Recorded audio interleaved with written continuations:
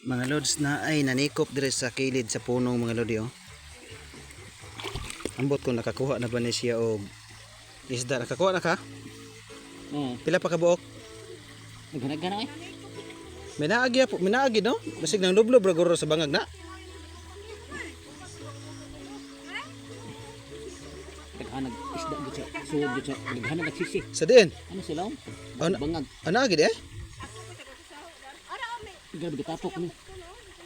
Ano hikapan nimo? May kuang siya? Galing kay ang kuan ang bato dili po makuha. Dili. Ah, diha din suksok ang isda sa mga kuan no.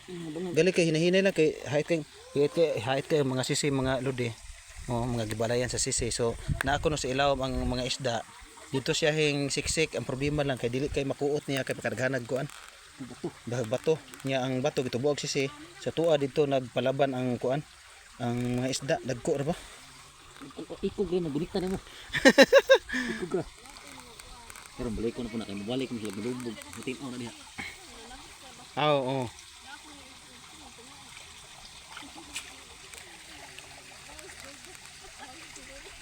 Manikop siya, manikop. So dari sa may trampahan mga lods.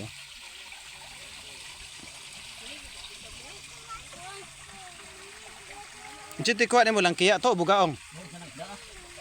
Mura mag pamilya, mura mag dol-dol siya sa lapu-lapu ang kuan, yang panit. Ang kana sama na. To nakakuha sa glawian mga lodi. Tanaw na to mga lods. Ato nga tanaw ug gusto to yung kuha. Yep. Asa yung kuha? Asa? Bebe. Tilapia sa isda isa. Tilapia. Dako ra ba no? Palo? Oh, palo ni. Og kani.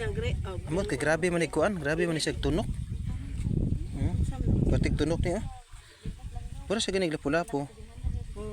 Kapayan. Ha? Pasayan. So diya siya nakakuha mo na dyan. Oh, hilokso. Na hilokso.